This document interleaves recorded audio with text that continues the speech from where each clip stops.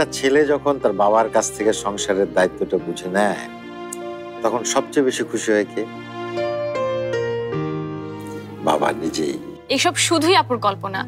আমি রুমি ভাইকে ওরকম পছন্দ করব কিভাবে? আমি তো অন্য কি? হ্যাঁ, আজ তো আপনার সাহসের অনেক প্রশংসা শুনলাম আমি। আচ্ছা, আপনার কি ধারণা আপনার এই যে এইসব হিরোদের মতো গেট আপ, আপনার কাজকর্ম, এগুলো দেখে কি সব মেয়েরা আপনার প্রেমে হাবুডুবু খায়? এক মিনিট। শুভ সন্ধ্যা। হয়তো আমার অনেক দোষ থাকতে পারে, কিন্তু এই ফুলগুলোর কোনো দোষ নেই। আপনি এগুলো নিতে পারেন। কি হলো, নেবেন না? আরে রুমি ভাই, আপনি চলে এসেছেন। আপু আজকেও আপনাকে দরজায় দাঁড় করিয়ে রেখেছে না? আমি বোধহয় ভুল ঠিকানায় চলে এসেছি, তাই তো উনি আমাকে ঢুকতে দিচ্ছেন না ভাইয়া, আপনি সঠিক ঠিকানাতে এসেছেন। দেখছেন না, বাড়ির মালিক আপনাকে রিসিভ করতে নিজে দরজা খুলেছে। এত কথা দরজায় দাঁড়িয়ে বলা যায়? আসুন, ভেতরে আসুন। ধন্যবাদ। বাই দ্য ওয়ে, তোমাকে অনেক সুন্দর লাগছে। থ্যাংক ইউ ভাইয়া। আপনি চাইলে ফুলগুলো রাখতে পারতেন। এরা তো নিষ্পাপ, নির্দোষ।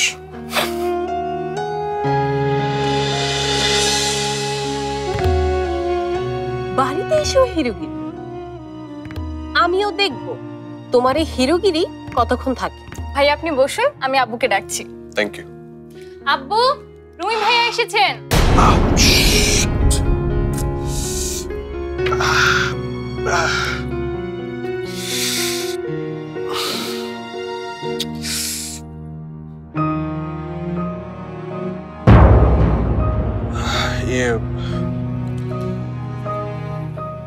অনেক কাটা, তাই ব্যথা পেয়েছে। ফুলের কাঁটা লেগে ব্যথা লেগেছে নাকি কোথাও মারামারি করতে গিয়ে ব্যথা পেয়েছে? Excuse me. কে এসেছে? রুমি, দেখি তো, কই দেখি। আস্তে দাদি, পড়ে যাবে তো। হিটলারকে বশ করে ফেললো। আসসালামু আলাইকুম দাদি। হ্যাঁ, ওয়ালাইকুম আসসালাম। হিটলারকে যে বশ করেছে তাকে তো একবার দেখতেই হয়। হ্যাঁ, ওর কি তোর চারটা পা নাকি? জি। কি ব্যাপার? গাধা তো, তাই। দাদি, আগে চোখে চশমাটা পরো, তারপর দেখো। ও হ্যাঁ, চশমা পরি নেই না? বস বস বস। জি। হ্যাঁ, তুমি কিছু মনে করো না ভাই, চশমা ছাড়া আমি সবকিছু উল্টা পাল্টা দেখি। না না, আমি কিছু মনে করিনি। তুমি যে ভাই দেখতে একেবারে রাজপুত্রের মতো। বারে, রাজকন্যাকে দেখতে রাজপুত্র আসবে না তো কে আসবে? হ্যাঁ, রাজপুত্র তো বটেই, তবে কোন রাজকন্যার জন্য এসছে সেটা পরে বোঝা যাবে।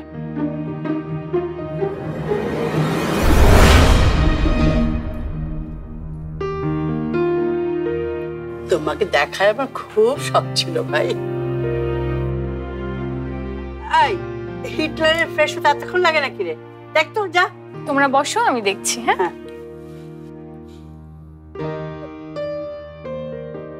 ভাই তুমি একটু বসো, আমি দেখে আসি রান্নাটা কতদূর কি হলো।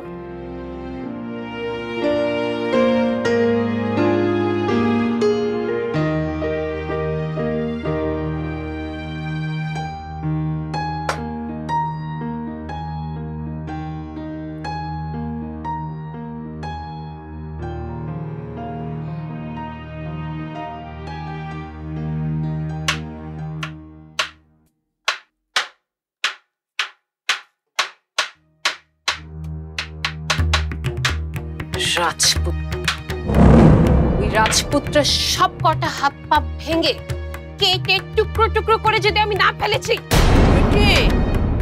বিউটি, কি রান্নাটা ঠিক মতো হচ্ছে? করতে আচ্ছা করে কি মেঘ, শশাগুলো এইভাবে কাটছিস কেন তুই?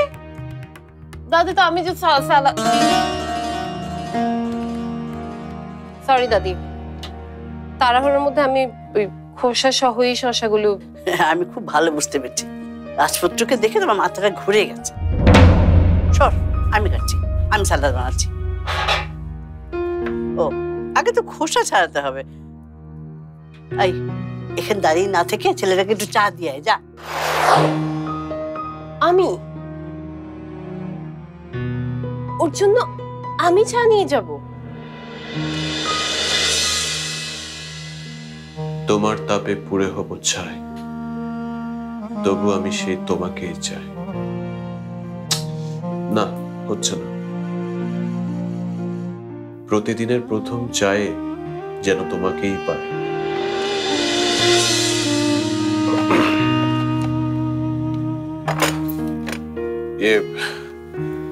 আপনি কষ্ট করে জানতে গেলেন কেন? আমাকে সেদিনকে এই জন্য বলেছিল যে কাজের মাঝে কখনো ছোট বড় হয় না। হ্যাঁ, এ কথা আমার বাবা বলেছে। হ্যাঁ, আর বাবা মায়ের কথা যারা মেনে চলে তারা কিন্তু জীবনে অনেক বড় হয়। ইসলাম স্যার। ওয়ালাইকুম আসসালাম। বসো বসো বসো। তুমি, এটা কিন্তু অফিস নয়, বাড়িতে আমাকে স্যার না বললেও চলবে। ঠিক আছে চাচা।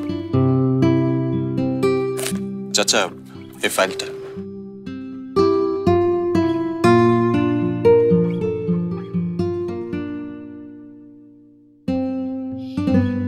আজ অফিসে তুমি যা করলে, এরকম সাহস কিন্তু কেউ দেখাতে পারবে না। চাচা, ওটা আমার দায়িত্ব ছিল।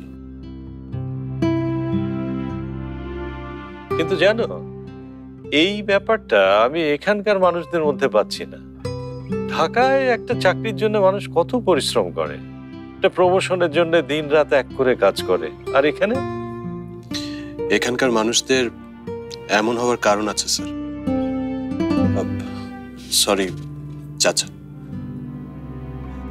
শোনো তোমরা, রুমি কি বলে ভবিষ্যতে কাজে লাগবে। হ্যাঁ বলো, তুমি কি বলছিলে এখানকার মানুষদের নিয়ে? আসলে এখানকার মানুষদের জন্য চাকরি তেমন একটা গুরুত্বপূর্ণ বিষয় না চাচা, কারণ ওদের পূর্বপুরুষ কিছু না কিছু সম্পত্তি তাদের জন্য রেখে গেছে। তবে যাদের একদমই উপায় নেই, তারা এই নির্মল জীবন ছেড়ে চাকরির জন্য ঢাকায় যায়। ঠিকই বলেছেন রুমি ভাই, ঢাকা শহর থাকার জন্য কোনো শহরই না, শুধু জ্যাম আর জ্যাম। কিন্তু বসে বসে খেলে তো রাজার ধন এক সময় ফুরিয়ে যায়। পরিশ্রমের তো বিকল্প নেই। সেটা তো ঠিকই। কি মেঘ, চা ঠান্ডা হয়ে গেলে দেবে?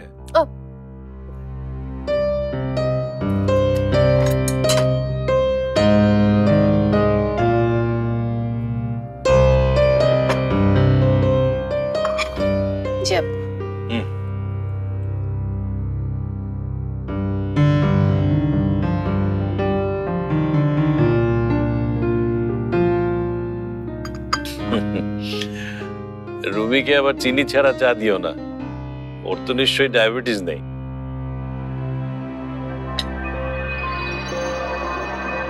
চিনি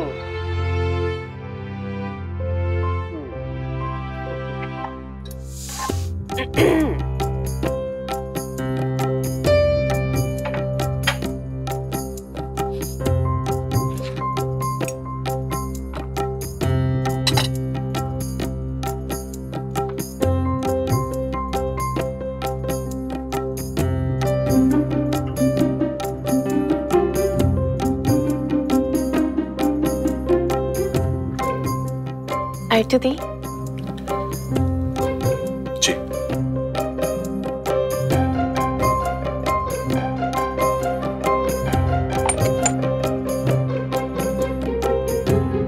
নিন আপনার চা। Thank you.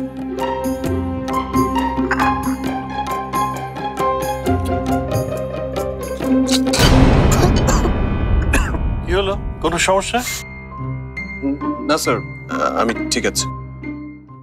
রুমি, দুপুরে তোমাকে একটা কথা বলা হয়নি। আমাদের লোকাল পারচেজে একটু প্রবলেম হচ্ছে, অথচ আমি ঠিক ধরতে পারছি না। দিনের পর দিন আমাদের কস্ট অফ প্রোডাকশন বেড়েই যাচ্ছে। দেখো, তুমি আসছো, আমি একটু নিশ্চিন্ত। হ্যাঁ,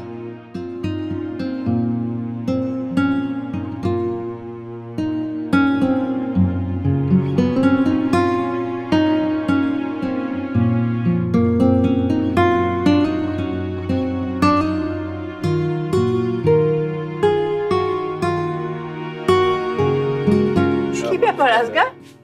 ওকে দাওয়াত করে নিয়ে এসে অফিসিয়াল কথাবার্তা কেন বাড়িতে? চলো খেতে আসো, চলো আসো, চলো তাড়াতাড়ি চলে আসো। হ্যাঁ চলো খেয়ে নি আগে। জি স্যার, এসো। প্লিজ। কি ব্যাপার, আপনি খাবেন না? আপনি আগে খেয়ে নিন, তারপর। কই মেঘ, রুমিকে নিয়ে আসো।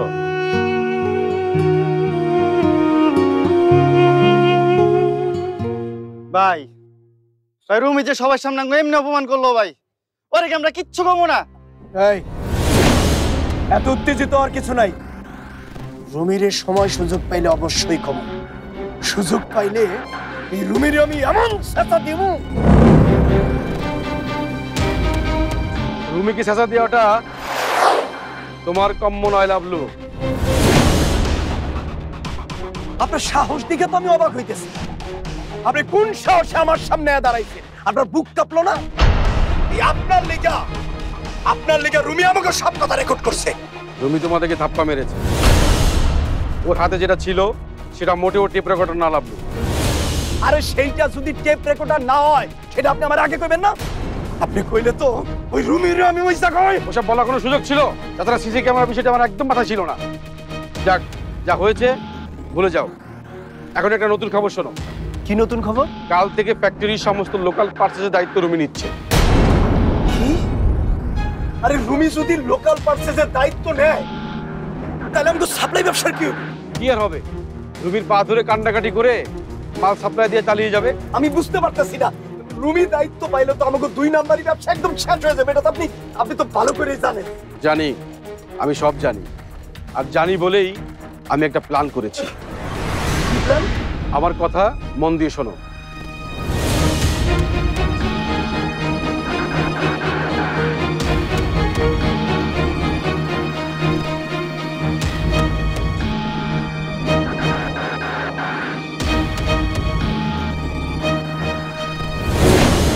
এই তোরা বস, খেয়ে নে। তোমার সাথে খাবো দাদি। সেই ভালো, আগে মেহমানদারি। এই, খাবার তুলে দে।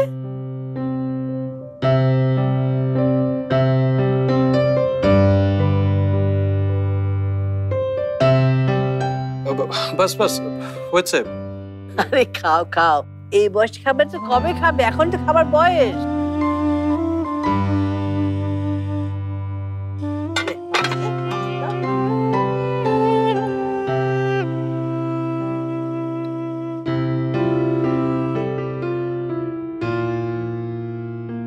হ্যাঁ হ্যাঁ, এই মুরগিটা দে, স্পেশাল ওর জন্য করেছি আমি। এই তুলে দে, বড় পিসটা দে। দিচ্ছি দাদি।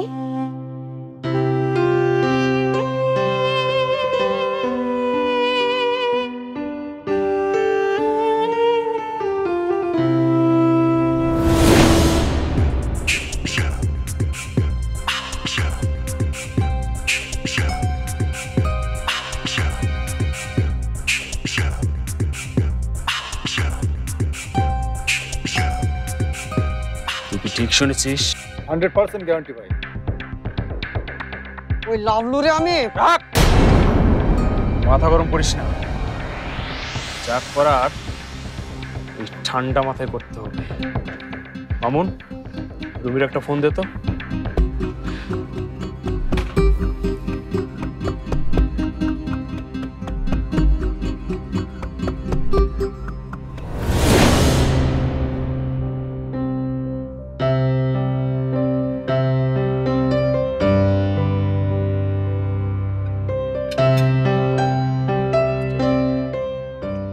না না, মাছ দিবেন না, মাছ খাবো না, আমার একটু গন্ধ লাগে। না না, এই মাছে কোনো গন্ধ পাবে না। আমার মা আমাকে শিখিয়েছেন মাছের গন্ধ কিভাবে দূর করতে হয়। খাও তুমি, একটু গন্ধ নেই। হ্যাঁ হ্যাঁ, এ মাছে কোনো গন্ধ নেই। না না, খান। রুমি, তুমি শুধু নজর রাখবে, আর সন্দেহজনক কিছু দেখলে আমাকে ইনফর্ম করবে। জি চাচা, আপনি একদমই টেনশন করবেন না। কাউকে কিছু জানতে না দিয়ে আমি ঝামেলাটা ঠিকই খুঁজে বের করব। আমি জানি তুমি পারবে।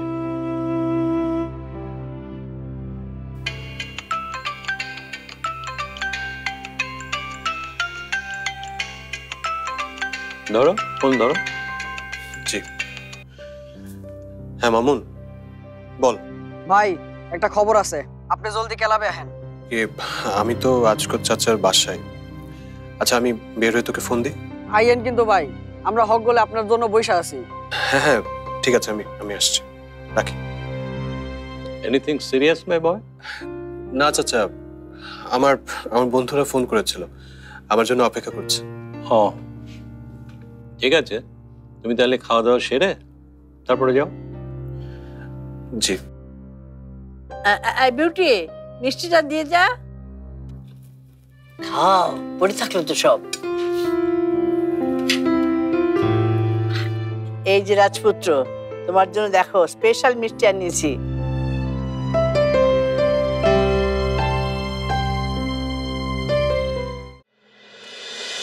দাদি আজ আছি।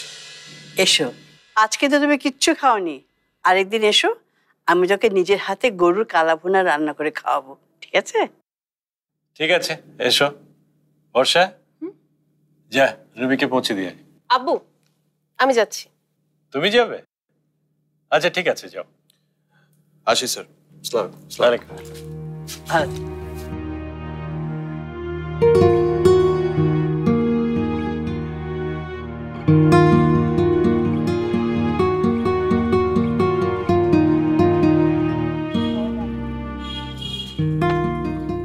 শোনেন, আর কখনো যদি এই বাড়িতে এসেছেন তাহলে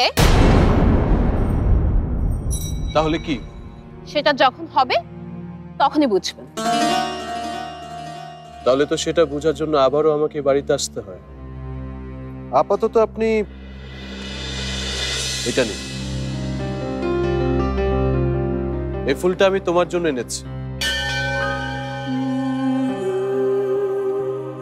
আপনি আপনি আমাকে তুমি বললেন কোন সাহসে? সাহস? আমার অনেক কিছুর অভাব আছে সেটা ঠিক, কিন্তু একটা জিনিস বেশি আছে, সৎ সাহস। প্লিজ ফুলটা নিন।